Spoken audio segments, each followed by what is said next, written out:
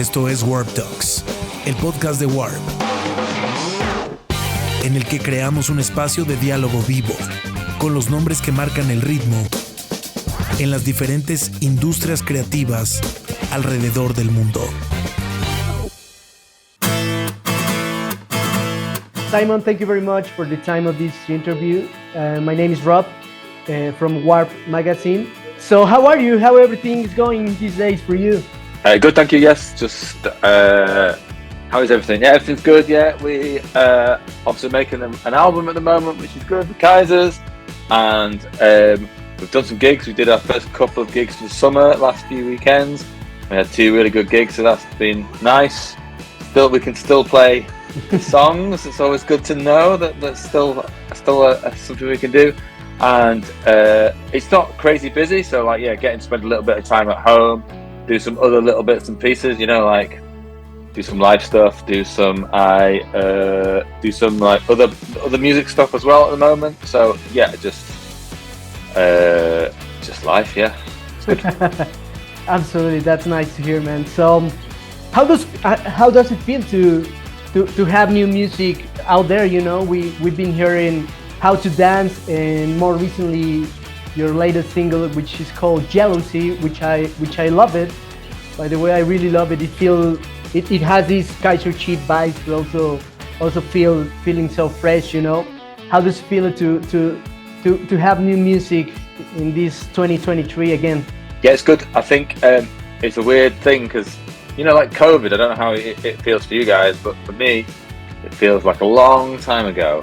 Like it feels like something that's like ancient history already, but then also it sort of really is relevant to everything still. So obviously the last album came out in 2019, and COVID stopped us finishing the tour that kind of was associated with that album. But more than that, there was sort of some jeopardy about whether or not, especially touring, would ever be the same again. And whether being like life as a musician would ever be the same again, if you know what I mean. So just to be releasing music, doing gigs, and doing all the things we always used to do, and take them for granted again. Which obviously you always learn. Don't take it for granted, but then it's really hard not to just sort of fall into taking it for granted. It's really good, and so yeah, when we did a tour at the end of last year, which we thought it'd be weird to do a tour with no new music, so we sort of brought forward the first release so we could have some new music. So we did How to Dance, and we were really pleased how that went down with everybody all over the world, because I think it's a bit of a different. It was a different sound in many ways, like different sort of production, but also maybe a different sort of groove to what you'd expect from Kaiser Chiefs.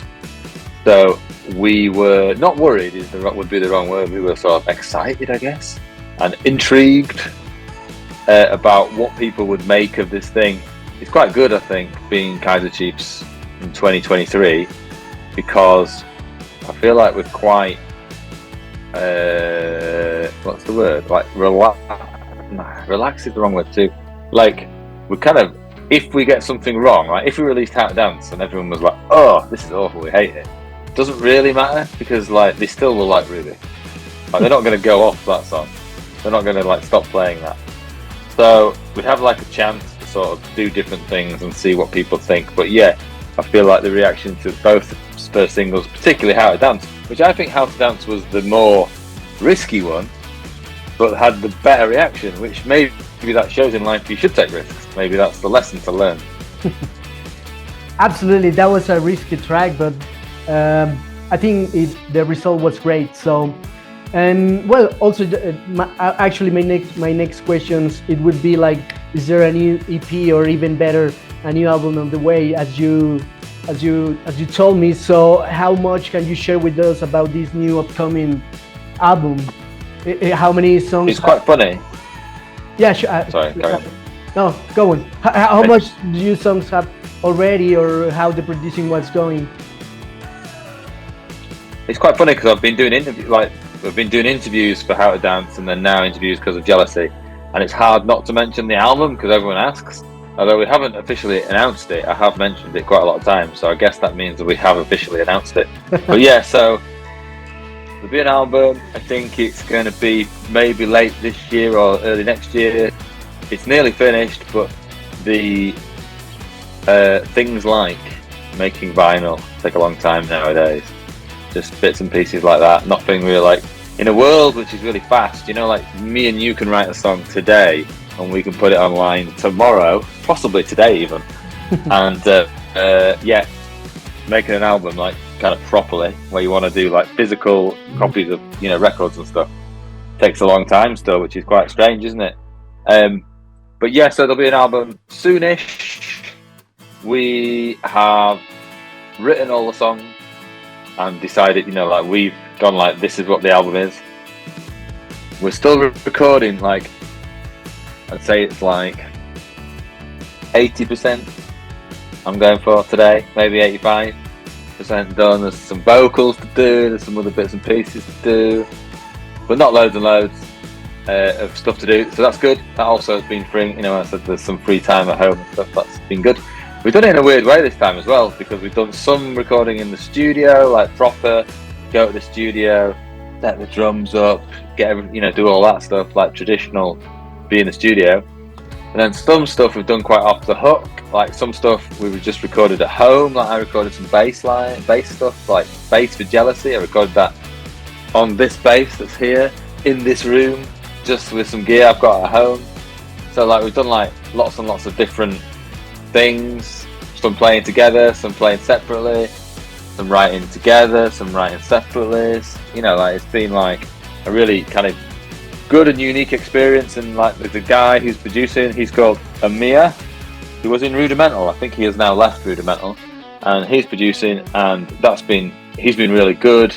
He's like a funnel. He's like taking a lot of the weight off, because I think like on a lot of other albums, me and I guess Ricky as well, will be like doing a lot of the lifting, you know, like a lot of the sort of decision making and pushing and I don't know, like big decisions we would make.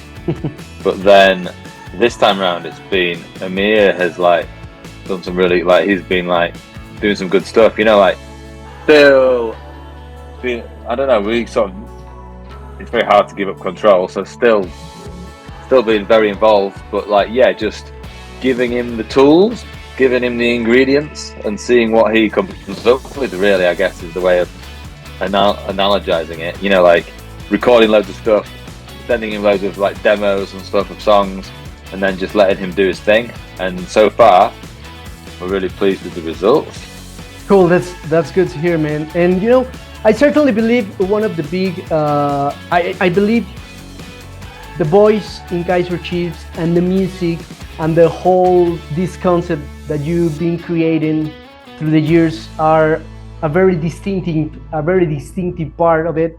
So how in your way, in your view, how much the band has evolved through these years, especially after COVID, you know, because it's hard to be back and making new music again.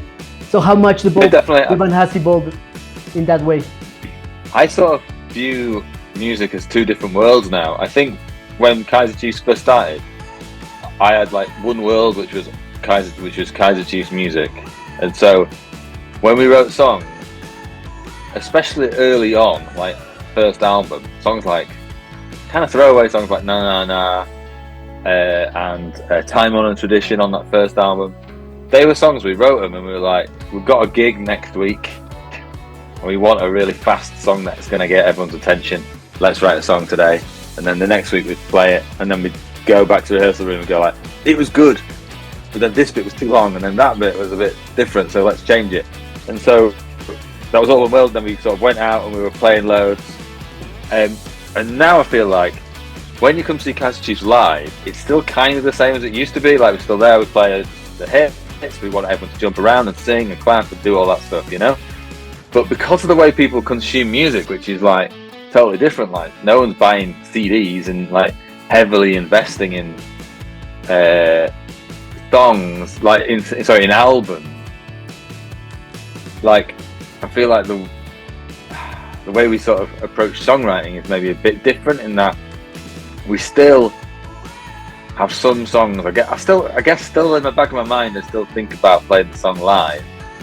But like the way we play Jealousy live is a lot more rocky than the released version.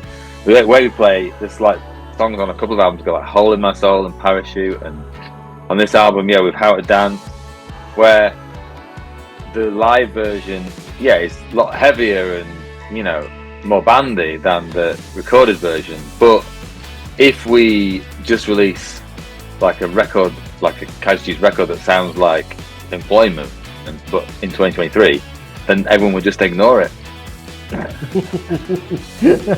Radio and stuff, you know what I mean?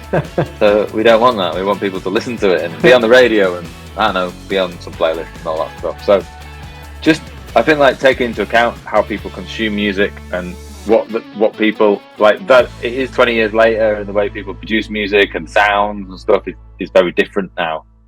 So yeah, I feel like it's kind of like slightly like two different worlds. Cool, man. Cool. So you guys are now playing some gigs again and doing some festivals also. I certainly believe that Kaiser Chiefs gigs are something incredible and amazing, and your fans are very connected to that. You know, people remember it. So, is there any bands that you saw playing live when you were young to make you feel that way? I just think, like, not necessarily seeing a particular band that I really loved, although I'm trying to think if there was one. But I think for me, from when I was young, what I learned was, like, when I went to see like a small band playing like a sort of 200 capacity, 300 capacity room, we used to go to this nightclub where at 1 a.m. there'd be a band on for like 25 minutes, and everyone's obviously in a good mood at that time, and they come on, do a short set, and like some of them, there's some big bands at the time, like Supergrass played it and stuff like that, those kind of bands playing, and it was really exciting and really good. And then I'd go to like Sheffield Arena to see Oasis, or I'd go, actually don't say Oasis, but I'd go to arena gigs to see bands, and it'd be quite boring, you know what I mean, like no energy, and like I just felt like always that like, and still nowadays I was sort of joking with me and my friend went to see a band the other day in not like a 2,000 capacity gig or something, but like the energy was so low, I'm kind of like, after like 45 minutes or something, I am done, do you know what I mean? I'm ready to leave. It has to be like a really, really sensational artist, like a sort of legend, to really, really make me enjoy a gig for a long time. So yeah, I just think that my thing about that I learned really when I was younger, I think it's answering the question, was that you've just, like with the Kaiser Chiefs gig, we do have some nowadays, we sort of, now we're a bit older, I think we've learned that you can have a little lull in the middle of the set and like do some acoustic stuff and do some like album tracks or whatever. But fundamentally, we want everyone to be having a good time, and like I go to gigs sometimes where everyone's just stood watching, and I think if it was a Kaiser's gig, I'd be worried about why people hated it. Even though they're not hating, I can see they're not hating it, but yeah. So yeah, I don't think I answered the question there, but just I think just seeing lots and lots of bands in very early on in very small venues, I think is the answer. Cool, man. And well, I saw these days that the Future Medieval is turning 12 years ago. So how do you feel about it? Yeah, I thought it was good. I did actually slightly miss that. We had a gig on the same day, and I would have done a song from it because that would have been a nice way to celebrate it, but it crept up on me. But that album, like, I think it's just an interesting. I think all the Kaiser Chiefs albums have got a place, and that one is, I think, probably the least successful one in terms of like sales. But it was really the most interesting one in terms of like, I don't know if you know about it, but we wrote like 20 songs and then we put them online. We didn't tell anyone. We just stuck them on, made a website, put them online, and you could choose your favorite 10, and then you could make artwork, your individual artwork, and then you made a version of the album that was your album, and you could sell that. Then you could sell that album to your pals, and if you sold it, we gave them £1. So we had to like do all sorts of things like to do this stuff with the money, especially the money thing was the real problem. But I think it was a really like clever and interesting idea, like just trying to, I don't know, it's a bit like I said the other day, it's a bit like playlisting on Spotify, isn't it? It's like everyone loves their playlist now, but we did that in 2012. Is that right? 2011? 2011? Yeah, 12 years ago, 2011. 2011, yeah. And I think we got a bit of credit at the time, but then everyone sort of, because it wasn't that successful. I think the problem with it was the songs weren't brilliant. Like there was a couple of good songs, but they weren't, because we were concentrating on the idea more than the songs maybe. But there's some really, like I think some of the songs are wild. Like there's some of the most experimental kinds of Chief stuff is on the album. But maybe it doesn't have the big hit that we would usually try and make for the album. But yeah, I'm definitely proud of it, and we should do some when it's maybe 15 or 20 would be I think the time to do something with it, maybe finish some of the songs a bit more or just redo it. But the big thing it taught me as well was we did this amazing thing of like giving everybody else the power. You've got the power to make your own Kaiser Chiefs stuff and do what you want. And like the overwhelming thing we got back was, what's your favourite 10? Like, ask fans' favourite 10. Like, we want your album. And we're like, oh, okay, that's interesting. Like, we gave you the choice to do whatever you want, and actually what you want is for us to choose. And that's fine. We can do it next time. We will do that. So, and also, it's almost 2025. Well, at least we are more now. We are more near now. So, and in 2025 you will be celebrating 20 years as a band. How do you describe this journey? Was it hard but pleasant? I don't know. How would you describe this journey? It's been a long time, man. Yeah, well, it's been like kind of longer because we actually 2025 is 20 years from employment. So we actually formed in 2003. So it's 20 years this year of Kaiser Chiefs, and then before that, most of us were in a band together since 2000. So yeah, it's been a really long time. But yeah, it's just been a long time, and like it's funny. I think that things have changed a lot over that time. Obviously, when we first met each other, like maybe at university, having no money and no jobs and no worries, and just getting in a van or in a car and driving around and setting our own gear up and doing a gig and sort of like trying, like hatching plans in the pub and just sort of, I don't know, just being very like all sort of teenagers, I guess. Like you're quite free, aren't you?